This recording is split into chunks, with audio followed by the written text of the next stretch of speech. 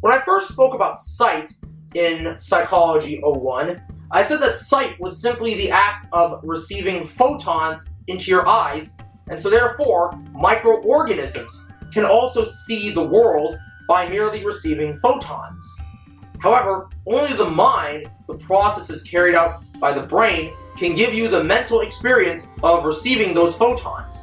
You cannot feel joy or despair from the photons unless you experience them yourself. Once you do experience them, those photons combine not into a photograph, but into an imperfect but unified image. I imagine that many of us find clarity in the image of the various photons from the objects in front of us. We see with high angular resolution the smoothness or roughness of the world before us. During our mental experience of seeing that world, we do not even need to use words to describe it, especially since one picture says 1,000 words.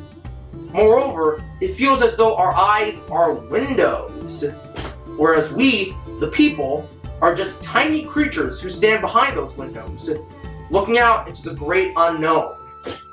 There is a famous thought experiment in philosophy departments about a girl named Mary who lived in a black and white room. Her whole life, she only saw the black and white colors of her room. Before leaving that room, she studied the visible light spectrum, which ranges from red to blue, while white light lies in the ultraviolet range as the combination of all of the frequencies of visible light. She would conclude that black is simply the absence of light, realizing how lightless half of her room truly was. Still, the colors on the visible light spectrum would appear to be different shades of white, gray, and black. So even though Mary could predict what red would look like, she still hasn't seen what red looks like. Finally, she steps out of her black and white room, and the first color she sees is red. Suddenly, she falls into a profound, insightful, powerful experience that she's never had before, because she's finally seeing red for the first time instead of abstractly thinking about what red would look like. Believe me, if I was in her situation, the experience of seeing red would be so much different from merely thinking about red. That is the beauty of the mental experience of sight.